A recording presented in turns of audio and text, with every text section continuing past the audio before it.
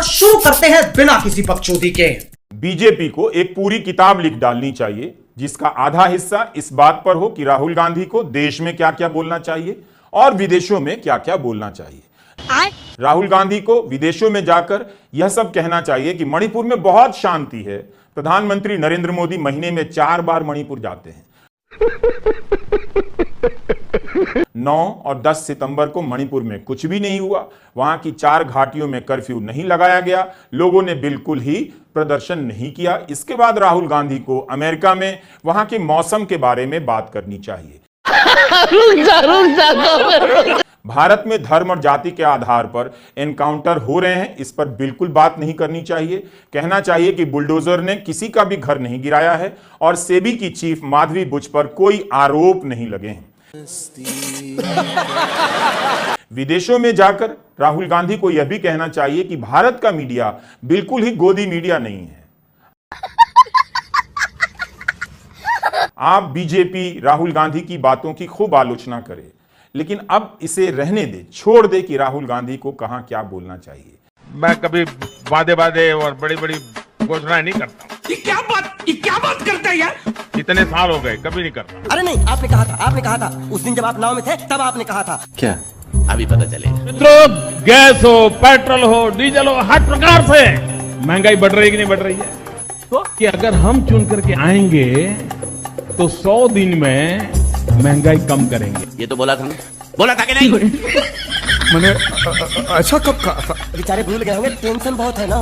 मित्रों, मुझे परमात्मा ने जब बनाया तो उसके जो आईटी प्रोफेशनल थे उन्होंने ऐसा सॉफ्टवेयर डाला है कि मैं छोटा सोच ही नहीं सकता। भरोसा इसीलिए तो टूट गया है। महंगाई को लगातार बढ़ाने वालों जनता माफ नहीं करेगी। इस देश को आजादी 2014 के बाद मिली। क्या बात कर रहे हैं? क्यों, क्या आजादी का मतलब ही अभिव्यक्ति की स्वतंत्रता। अच्छा, आप जो माइक लेके खड़े हैं और हम जो बोल रहे हैं और सारी दुनिया जो सुन रही है, ये तो 2014 के बाद ही संभव हुआ। मैं पागल हो जाऊंगा। नहीं था, पहले नहीं था। पहले बोलने मीडिया नहीं। मैं कह रहा हूँ मैम, बोलने की आजादी और बोलने के लिए अकल, ये 2014 के बाद मिला है। ये 2014 के बाद पैदा हुए हैं, ऐसा मुझे लगता है। नहीं था 2014 से पहले। अपनी बात कर रहे हैं तो मैं इसमें क्या कहूँ? मैं तो इन्हें जानता नहीं भाई साहब को। मैं तो भाई साहब को जानता नहीं। अब इनके पास 2014 से पहले ना बोलने की आजादी थी, ये गूंगे थे। 2014 से पहले इनके पास अकल नहीं थी, तो मेरी तो इसमें कोई गलती नहीं है। अब इन्हें 14 से पहले का कुछ दिखता नहीं तो अलग बात है। भाई साहब आज ये 2 टांगों पे खड़े हैं तो 14 से पहले के इनको पोलियो के टीके लगे होंगे, जिसकी वजह से हाँ, और 14 से पहले बोलने की आजादी की आप बात करते हो। 14 से पहले सारा का सारा मीडिया जो है कांग्रेस को गरियाता था। बात तो सुनिए, 2 घायल हो गए एनकाउंटर में। 2 घायल हो गए, 1 सरेंडर हो गया। क्या बात कर रहे हैं? सोना कहाँ है? लूट का सोना कहाँ है? नहीं मिला। कैसे मिलेगा सर? जिसके पास था वो मर गया। समझिए बात को। कोई सेंस है इस बात की? जिसके पास सोना था वही मर गया। पर उसके घर की हालत देखो मंगेश की, ऐसी नहीं कर पाता। अच्छा, काम कर लीजिएगा। बड़ी खराब पूरा हालत। मैं तो फिर आपसे कह रहा हूँ, फैमिली तो उसकी बड़ी खराब। सर मैंने बहुत बड़ी बात कह दी, समझ आप भी गए पैनल के। तू समझा? हाँ। नहीं तू समझा नहीं। सब लोग समझ गए, पूरे प्रदेश में जो सुन रहे हैं वो सब समझ गए। सोना नहीं मिलेगा। क्यों? मर गया ना, उसी के पास तो था। तो माँ खराब हो जाएगा, मैं माँ अम्मा बहन पे आ जाऊंगा मैं इनकी। सिंह बताएगा ना जो सरेंडर की जेल में। नहीं, वो उसी के पास था। सोना मर गया। ये किसने बताया आपको? नहीं, हम अंदाजा लगा रहे हैं। अंदाजा देखिए सर, सब पुलिस भी तो आदमी ही है सर। ऐसा तो है नहीं कि चांद पान से आए हैं सब पुलिस वाले। बताओ एक बात बताओ, तीसरे नंबर पे मतलब हर मामले में भारत आ गया है। हर मामले में आ गया है। तीसरे नंबर पहले नंबर पे कौन है? भारतीय जनता पार्टी पहले नंबर पे कौन है? 5 काम पहले नंबर पे कौन है? पहले नंबर पे आपका क्या कहते हैं? हाँ ये कर लो पहले। केरला देश है क्या? Good question. तो नहीं बताओ, जनता पार्टी कहने दो यार, बोल लो। बताओ गोती में हार क्यों गए? इनसे पूछ लीजिए। पहला गोती में ये हार क्यों गए? मुझे कैसे भी करके निकाल मेरे भाई, मैं फंस गया हूँ यहाँ। दूसरे पे अमेरिका है, पहले पे इजराइल, तीसरे पे भारत। तीसरे पे भारत, हाँ। चीन कहाँ है? रूस कहाँ है? ब्रिटेन कहाँ है? अरे तीसरे पे मैं स्थान बता दिया ना आपको। तीसरे भारत। पहले पे इजराइल बता रहे हैं आप। पहले पे इजराइल बताया। पहला अमेरिका, दूसरा इजराइल बताया। अरे झूठ बोल रहा है। हिंदुस्तान ने जो ताकत दिखाई है रूस यूक्रेन के संदर्भ में, क्या उससे देश की छवि मजबूत नहीं मिली है? अच्छा, चीन के संदर्भ में क्या देश की छवि मजबूत नहीं हुई है? आलोक शर्मा जी, अभी पता चल जाएगा। बिल्कुल, चीन के संदर्भ में देश की छवि मजबूत हुई है। चीन कई जगह हमारे देश में घुसकर बैठा है, वो बाहर चला जाएगा रात को और आज तक के स्टूडियो में बता के जाएगा नॉक करके कि मैं बाहर जा रहा हूं। छवि अच्छी हो गई है। ये स्व विश्व गुरु जो साहब है ना, स्व घोषित जो विश्व गुरु साहब हैं, और उनके पीछे जिस तरह से आप लोग स्तुति करते हैं, मुझे बताइए 2.5 साल तक हिंदुस्तान सबसे बड़ा डेमोक्रेटिक नेशन है, उसको अगर अमेरिका अपना एम्बेसडर भी नहीं देता है तो छवि कहां गई थी उस टाइम पर? छवि कहां गई थी अमेरिका में जब वो आज? बहन डर गई।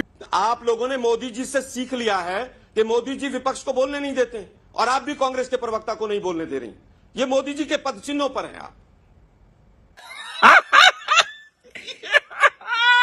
मुझे लगता है शांति से सुनिए, मैंने बड़े शांति से बात करनी शुरू की। ठीक है, अब आए ना लाइन पे।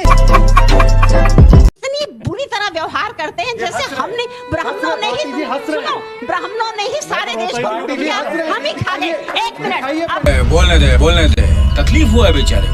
अभी ऐड आया है 40-50 हजार नौकरियां हैं जिसके अंदर सवर्ण सफाई कर्मचारी का काम करने को तैयार हैं। कहाँ है जाति व्यवस्था? किस बात को बांट रहे? तू समझा नहीं? हम समझाता। पार्टी जी जवाब देंगे। नहीं, बहन जी के सवाल में ही जवाब छिपा है। सवर्ण जातियां सफाई कर्मी का काम करने को तैयार हैं, यानी जुल्म हो गया। ये हुई ना बात। आप कुछ जातियों पे थोपना चाहते हैं ये काम भी जाति करेगी। 500 रुपए के लिए सीवर में कूद जाते हैं, उनमें से बहुत लोगों की मौत हो जाती है, वो एक ही जाति के लोग होते हैं, ये सबको पता है। बिल्कुल ठीक कह रहे हो तुम।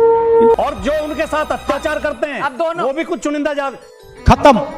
समझ रहे हो आप? पहली बात तो ये समझ लो कि ब्राह्मण आकाश जैसा हृदय लेकर पैदा होता है।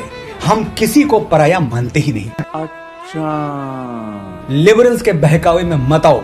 ब्राह्मण भारतवर्ष का मस्तक है, इस मस्तक पर तिलक चमकता रहे, यह देश की हर जाति और हर संप्रदाय का कर्तव्य है। क्या बात कर रहे हैं? जिस दिन इस देश से ब्राह्मणत्व समाप्त हुआ, उसी दिन हमारे पराधीन और पददलित होने की उल्टी गिनती शुरू हो जाएगी। और ब्राह्मण जीन्स सिर्फ मुझ में नहीं, तुम में भी है। क्या बात कर रहे हैं बाबा? अगर किसी ब्राह्मण टीचर ने तुम्हें पढ़ाया है, कभी बाबा तुलसी की मानस में सीता हरण का प्रसंग पढ़ के रोए हो, तो ज्ञान की और देश प्रेम की वो जीन्स ही ब्राह्मण जीन्स हैं। खाओ माँ कसम। अगर ब्राह्मण कुल में जन्म लिया है तो गर्व से कहो, मैं ब्राह्मण हूँ और मेरे अंदर ब्राह्मण जीन्स हैं। और अगर इसको अभी का अभी IAS घोषित कर दो। किसी दूसरे गौरवशाली कुल में जन्मे हो तो भी विनम्रता से कहो कि मेरे जीवन पर ब्राह्मणत्व का उपकार है। और बंद करो हाथ जोड़ के, मैं मोदी साहब से गुजारिश करता। आपत्ति जताई कि मदरसों की तुलना मंदिर से नहीं करेंगे आप। अपना टोन और टेनर आपका रेस्पेक्ट वाला नहीं था। आप जाइए यहाँ से, आप जाइए। देखिए मैं ऐसे बोल रहा हूँ, जाइए जाइए। शर्म बाकी है तो जाइए, और बेशर्म है तो बैठे रहिए। क्या? रुक, तेरे को बताते। तो मैं जा रहा हूँ, शर्म तेरे को? जाइए जाइए जाइए, बॉडी का एंकर निकलिए। मैं कहता हूँ एक बार और देखिए। तो मैं जा रहा हूँ, शर्म तेरे को? जाइए जाइए जाइए, बॉडी का एंकर निकलिए निकलिए।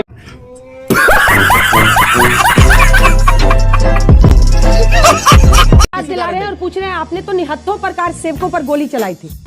ठीक है, समझ गया। हुई है योगी जी के शासन में 7500 कुछ मुठभेड़ हुई है, यानी 3 अपराधी रोजाना पुलिस के ऊपर गोली चला रहे हैं। योगी जी कह रहे हैं अपराधी यूपी छोड़ के भाग गए हैं, अपराधियों के अंदर भय है। और इनके आंकड़े कहते हैं कि 3 अपराधी रोजाना पुलिस के ऊपर गोली चला रहे हैं। ये तो जंगल राज है, अपना बताओ। ये तो जंगल राज है। बीच में ना बोल। क्या था? एनसीआरबी की लेटेस्ट रिपोर्ट ये कहती है यूपी महिलाओं के प्रति अपराध में नंबर 1, यूपी रेप में नंबर 1, यूपी महिला अपहरण में नंबर 1, यूपी गैंगरेप में नंबर 1। क्या बात कर रहे हैं बाबा? यूपी हिरासत में मौतों में नंबर 1। अगला सवाल, जिसे आप सुशासन कहेंगे। तुम चुल्लू भर पानी में जाके डूब के आ जाओ। का विकास यहाँ पर देखा, या फिर विधायक की बात करें तो क्या कुछ बहुत हुआ, विकास थोड़ा बहुत हुआ, लेकिन जो बीजेपी किया सो आम आदमी नहीं कर पाया। अरे कहना क्या चाहते हो? हाँ, मैंने आम आदमी थोड़ा किया, उतना नहीं कर पाया, लेकिन रोड सब अनिल झा ने किया था। अभी मजा आएगा ना भिड़ो। क्यों ना किया बिजली फ्री पानी फ्री और बोतल फ्री और क्या लेगा और गांड मारेगा।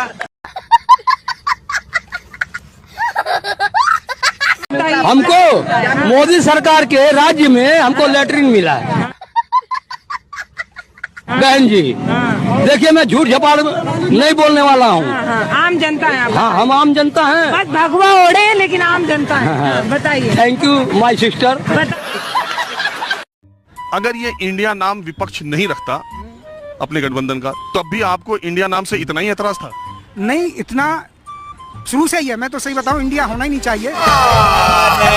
झूठ बोल रहा है। नाम इसका भारत होना चाहिए। पहले से ये था या इनके रख लेने से ज्यादा आपका मिजाज खराब हुआ? मिजाज खराब मेरा शुरू से ही है, क्योंकि इंडिया होना ही नहीं चाहिए, भारत ही होना चाहिए। मान गए उताजी मान हो जाएगा। मैं माँ अम्मा बहन पे आ जाऊंगा। मैं इनकी अम्मा बहन पे आ जाऊंगा। जी आप क्यों हंस रहे?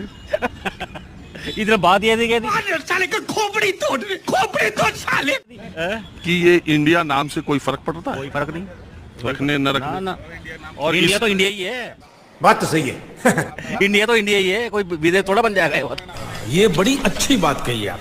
ये तो थर्ड क्लास है बिल्कुल एकदम। कहूँगा तो फिर सब बीजेपी वाले में हूँ, सिर्फ कांग्रेस का पक्का कांग्रेस का हो तो पहले एकदम इनकी दजिया उड़ जावे 2 मिनट के अंदर। शाबाश बेटा। तो सिख और किसान आंदोलन को क्यों जोड़ रहे हैं आप? आपने सिख और किसान आंदोलन को आप क्यों जोड़ रहे हैं? तो आप क्या मान रहे थे कि सारे किसान खालिस्तानी हैं? आपने जो कहा कि उसमें खालिस्तानी है। आप किस एजेंडा के तहत चल रहे हैं? क्या ये पता नहीं चला कि उस किसान आंदोलन की फंडिंग कहां से हो रही थी? कनाडा से हो रही थी, पन्नू के द्वारा हो रही थी। क्या ये पब्लिक डोमेन में नहीं है? कहना क्या चाहते हो? यहाँ पर एक बड़ी चिंताजनक बात कही गई और मुझे लगता है भारतीय होने के नाते हम सबको चिंता करनी चाहिए। अभी मजा आएगा ना भिड़ो। यहाँ पर कहा गया कि किसान आंदोलन की पूरी फंडिंग खालिस्तानियों ने की थी। अगर ऐसा था तो इस देश के प्रधानमंत्री ने किसानों के आगे घुटने टेककर नाक रगड़ के कानून वापस क्यों लिए? अरे बड़े खतरनाक लोग हैं।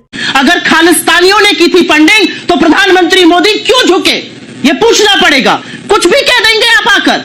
आप इस देश के किसानों को ये कह रहे हैं 700 किसानों की शहादत हुई, आप कह रहे हैं वो खालिस्तानियों से फंडेड थे, और उस खालिस्तानी फंडेड मूवमेंट के सामने नरेंद्र मोदी ने घुटने टेककर काले कानून वापस ले लिए। मुझे कैसे भी करके निकाल मेरे भाई, मैं फंस गया हूँ यहाँ। क्या बोल रहे हैं आप प्रधानमंत्री? अजय आलोक क्या बोल रहे हैं आप देश की संप्रभुता आंदोलन में